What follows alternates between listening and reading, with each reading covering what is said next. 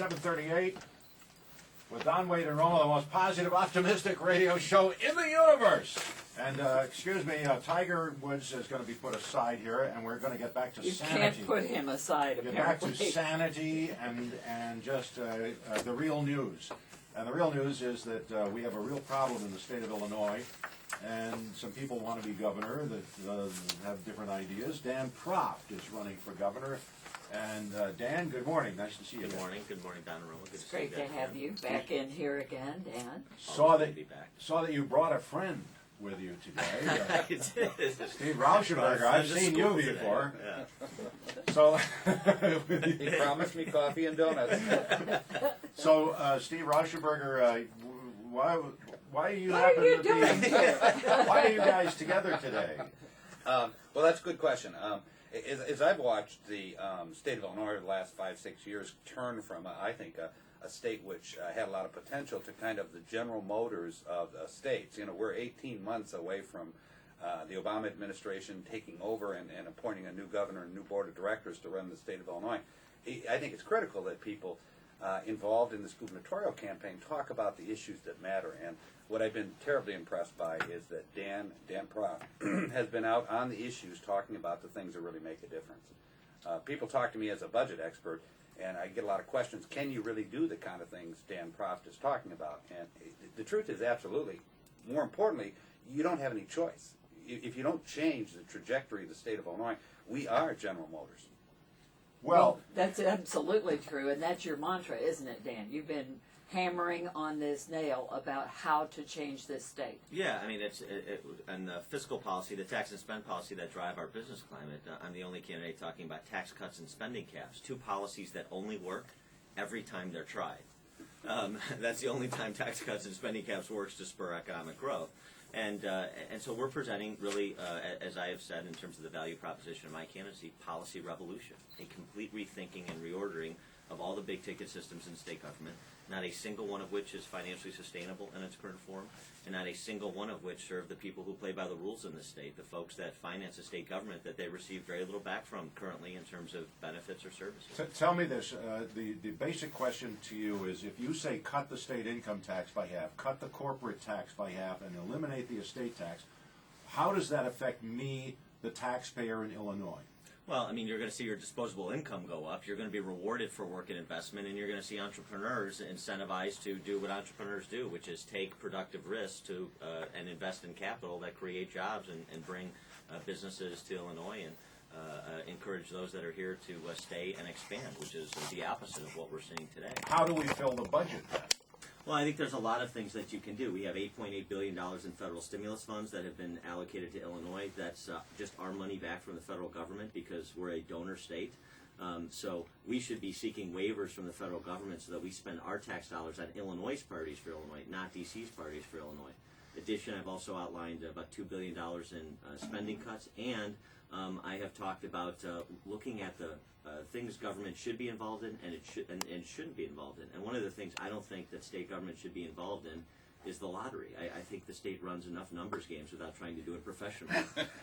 And so I've talked about the sale or lease of the lottery, which is an $8 to $10 billion asset. Steve, you were a state senator for years. Why did you pick Dan over your colleagues from Springfield? I mean, Bill Brady and Kirk Dillard and Jim Ryan, Andy McKenna. Yes, I actually know the field very, very well. I served with Kirk Dillard. I've served with Bill Brady. I've served with Jim Ryan when he was Attorney General. I ran with Andy McKenna for the U.S. Senate. And they're all nice people. I mean, they all have good intentions. But too many of them, most of them, all of them nearly, believe that you can manage Illinois as a steady state, that somehow all we need is a Republican candidate who will buy the office products at wholesale, and that we can dig our way out of this mess. They're unwilling, I think, at this point to take on the tragedy that is K-12 education in the state of Illinois. You know, Dan talks a lot about it. We're graduating more than half of our kids that can barely read the diplomas. Our educational system is a disaster, and James Meeks, the state senator, has joined with you, Dan. Whether he'll hold on that, I don't know, but there was an amazing editorial in one of our local papers lauding Meeks' stand on vouchers. Yeah, and also his willingness to give the teachers' unions their money back, their political contributions back, saying basically, you know what, I don't want your blood money. You guys are They part were threatening him. Yeah, they were threatening him. He said, "Go ahead, take your money back." I wish Republicans could muster the same moral courage to stand up to the teachers' unions. We haven't had that, especially with some of the folks in this race. And if I could say something too about Steve, I mean, Steve came into the Senate back in the early '90s as one of the young upstart conservatives, and he has really been probably the most respected legislator of the last 2 decades in terms of knowing the numbers, knowing the scams that are run in Springfield, knowing how these big ticket systems are not financially soluble unless you engage in complete restructuring, and also taking on his own party, taking on the Republican Party when we had corrupt elements inside of it, running it, including Bob Schalander. And so Steve has carried a lot of water to the elephant. He suffered a lot of slings and arrows, and it's really a humbling experience to be endorsed by Senator Rauschenberger. And you seem to be in jeopardy because of your vote, Steve, Yeah. for your own sister. Yeah, I have a lot of wounds, most of them in the back, not in the front. Whoa. Well, explain to us about succinctly about your sister, your voting for your sister, Well, why that would put you in jeopardy. In a nutshell, after being a Republican all my life, being the president of the United Republican Fund, 14-year state Republican state senator. Last cycle, my sister, who moved from Michigan, ran for a township trustee post, and I took a Democratic ballot to help her because there wasn't a Republican primary. The Democrats, interestingly enough, now are using that vote against me, claiming that I'm a Democrat, not a Republican, and they're trying to use a loophole in the election law to deny me a chance to be on the ballot to run for my seat again. But we're going to prevail, I think, one way or the other, if they have to face me as an independent. But the real story here today is Dan, because I just want to amplify that, you know, people ask me a lot, can you cut your way out of the budget mess in Springfield? And the truth is you can't. If you tell me you want to run a steady state K-12 system that doesn't work, if you want to run a higher education system that revels in decreasing efficiency, in other words, graduating less students every year for the same amount of money, if you want to run a transportation system that its main product is congestion, you cannot manage state government without a tax increase. If you change those systems, you know, the same way Motorola reinvented itself after it made the wrong move on analog, and you know, Motorola today is a third the size it was. But they reinvented itself, and they now have a phone that's out there competitive with the iPhone. We can turn Illinois around, but you can't do it without engaging in a discussion of the big picture ideas and vision, and that's where Dan is head and shoulders above the rest of the group. And by the way, Steve's story is a reminder of why my campaign slogan is Illinois isn't broken, it's fixed. In other words, the fix is in. There's no better example than that. Yeah. They're terrified. I'm running ahead of the polling, and the incumbent in my district, who spent the last year beating his chest saying he wanted to run against me until he saw the poll numbers.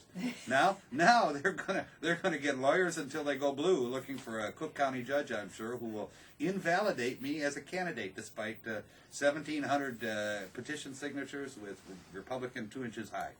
They're scared. That's it in a nutshell. That's fascinating. What is the biggest concern across the state, Dan? We have a couple of months until the February primary. What should we concentrate on? I think all of the issues fall under the umbrella of economic security. I think people in the state, folks that make between $45,000 to $90,000 who get hammered from both sides, who, as I said, get all the bills in the mail but receive very little in terms of benefits or services. They have a real fear for their economic security, the future viability of their economic well-being and their children's economic well-being. So whether you're talking about jobs or the budget crisis and the costs that are passed along to working families in this state, I think it all revolves around economic security. And is this going to be a state that expands economic opportunities, that enhances our quality of life by restructuring state government? Or are we going to be a state that continues to try and kind of borrow and tax and spend our way to prosperity by imposing more and more confiscatory tax and regulatory burdens on fewer and fewer that decide to stay in Illinois? And if we go that latter direction, the direction that we've been on, we are going to go over that cliff into economic oblivion. I see cars turning around on the thruway right now. They're listening to WLS and they say, wait a minute, we don't have to leave the state. Maybe Dan will be the governor.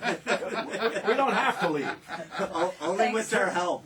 Thanks for joining us today. It was a pleasure. It's a pleasure having both of you here. Thank you, guys. Appreciate it. Thank you.